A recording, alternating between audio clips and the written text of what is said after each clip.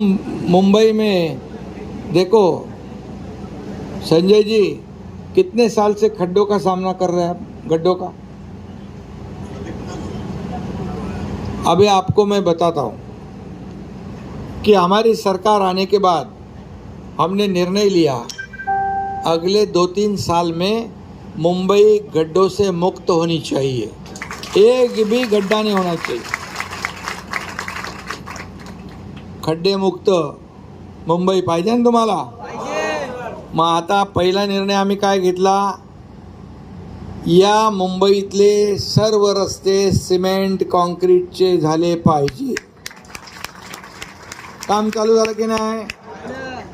आता 2 वर्षात पूर्ण खड्डे मुक्त मुंबई होईल।